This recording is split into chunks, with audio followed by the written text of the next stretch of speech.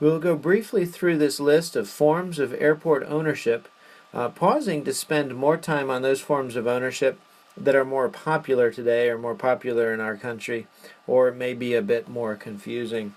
There are a lot of privately owned airports, and they are broken down into public use and private use.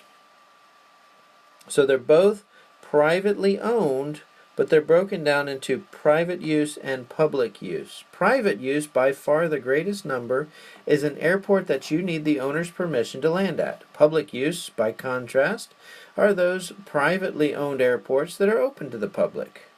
If a privately owned airport has accepted federal funds, it becomes what they call federally obligated. A federally obligated airport loses some flexibility on the private use and private use of land and deferral of funds. Many airports share traits of public/private ownership, or partnership, that is.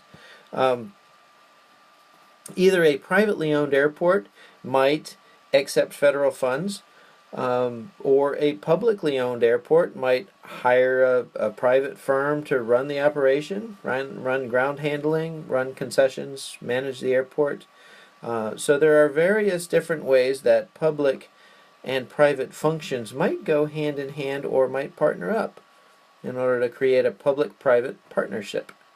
Local government or municipal government is one of the most common forms of public airport ownership in this country, in the United States. This is because of the Federal Airport Act of 1946 that we learned about earlier, where after World War II, the many airports built to support World War II were declared surplus and given to the local municipalities. So remembering that, the local government form of ownership, even today, is still one of the most popular in our nation. Local government ownership can have benefits and challenges. They have the benefit of being a government organization, so they can tax and issue bonds to support airport maintenance and airport development. On the other hand, with municipal government ownership, the airport ends up competing with the rest of the government for limited local resources, the same as any other city programs.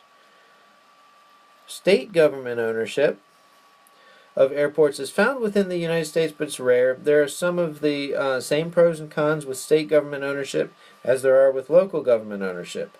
In that they are a government entity, can tax and issue bonds as an advantage, but a disadvantage being the airport has to compete for state funds with all of the other state programs that are all very important as well.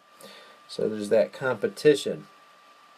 There's an additional challenge at the state level or at a state-owned airport. The State Airport Board is usually located in the capital city, sometimes a long ways away from the actual airport itself. As such, it's difficult for the owners, which in this case are the state, to have a good finger on the pulse of the local community issues that are surrounding the airport. So they can't quite as closely manage an airport if it's state-owned. The federal government ownership of airports in the U.S. is also quite rare, save the military airports and a few airports that are owned by the Department of the Interior. Larger airports, then, are commonly owned by what we call an airport authority or an airport commission. An airport authority ownership is exclusive to that airport. While a port authority, by contrast, can also operate. There's a board that owns and operates other transportation modes in their area of responsibility. Geographic area of responsibility, that is. A port authority can be very beneficial for designing seamless transitions within a multimodal system, which is transferring passengers from aircraft to rail to metro, bus, or other transportation.